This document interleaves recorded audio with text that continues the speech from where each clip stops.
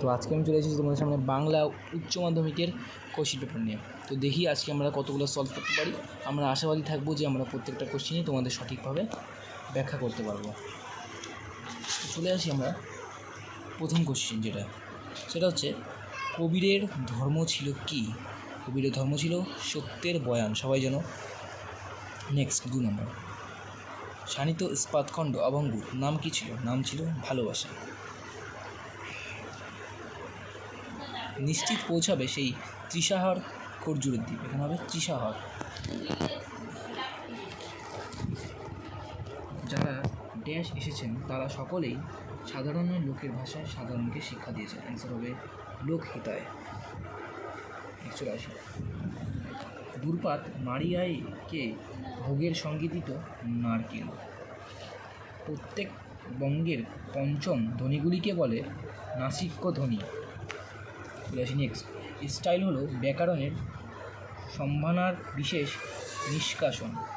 সংস্কৃত শব্দটি কটি ব্যঞ্জনের সমাবেশে গুচ্ছধ্বনি হয়েছে?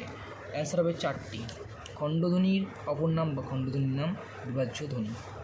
বাংলা 2টি ব্যঞ্জনের সমাবেশে তৈরি গুচ্ছধ্বনির সংখ্যা 200টিরও বেশি। চলে আসি নেক্সট,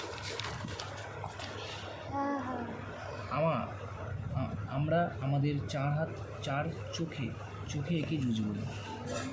বাংলা ভাষায় স্বরধ্বনির সংখ্যা হবে 4টি। রবীন্দ্রনাথ হিন্দি গানের সুর নিয়ে মোট 77টি ধ্রুপদ রচনা করেছেন। নেক্সট চলে আসি এবার, ক্রম অনুযায়ী সাজাও।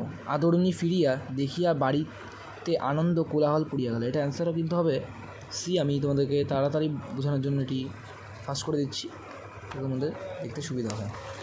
নেক্সট চলে আসি, আমাদের ভাষা সংস্কৃতর গদায় নস্করি চাল, কোনটা সত্য কোনটা মিথ্যা? তো এখানে অ্যান্সার কিন্তু হবে বি, তোমরা ভালো করে দেখে নাও।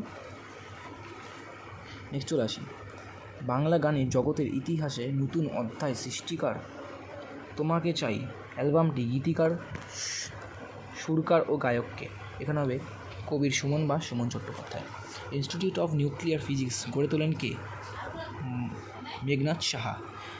বেটন কাপ ভারতের কোন খেলার সঙ্গে যুক্ত একটি টুর্নামেন্ট? হকি। নেক্সট চলে আসি, আদর যাও মা বামুনহাটের মেলা দেখে এসো। অত্যাচারিত গরিব লোকের মুখোদ্দেবা তিনি কত সময় বিনা ফিজে এমনকি নিজের অর্থ ব্যয় করিয়া পর্যন্ত চালিয়ে দিতেন, এভাবে উৎপাদিত। জরিমানা মুকুবের জন্য মুক্তার মহাশয় কত টাকা ব্যয় করেছিলেন? 1700 টাকা।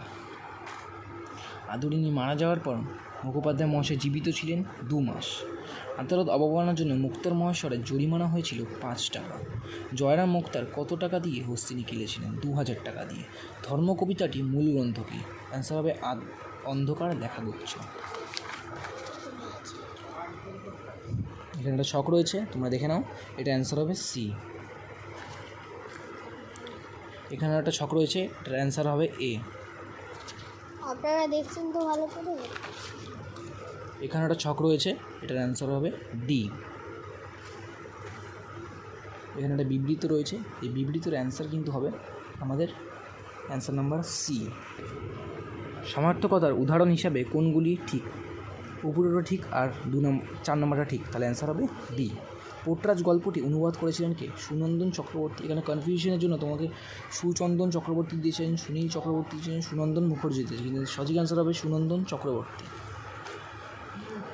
আমরা দুজনে হাতগুলি লাগবে কি? ধুমুচ আগুন নামানোর জন্য। ক থেকে ম পর্যন্ত 25টি ধ্বনিকে বলে স্পর্শধ্বনি। মিঠুন কাল স্কুল যাবে এবং মিঠুন স্কুল যাবে দুটির মধ্যে কী রয়েছে? সুর তরঙ্গ। দারুণ শব্দের আদি অর্থ কাষ্ঠ নির্মিত, পরবর্তী অর্থ অত্যন্ত। এই শব্দটি হয়েছে রূপান্তর। দিগ্বিজয় যেতে হবে, দিগ্বিজয়ের জন্য কে সাজিয়ে দেন? দুয়োরানী। খরজুরের দ্বীপে আসলে কি? যেখানে কবি পৌঁছতে চান। চলিত ভাষার কি শিল্প নৈপুণ্য হয় না? শিল্প নৈপুণ্য কি হয় না? চলিত ভাষা বলতে বুঝে মানুষের মুখের প্রচলিত দৈনন্দিন ভাষা। সংস্কৃত ভাষা স্বামী বিবেকানন্দ বলেছেন মরার ভাষা। 2টি চলিত ভাষার যে ভাবরাশি আসবে তা পাওয়া যাবে 2000 ছাদি বিশেষণে। এই ছিল তোমাদের আজকের কোশ্চেন। ধন্যবাদ সবাইকে, আশা করি সবার পরীক্ষা ভালো গিয়েছে।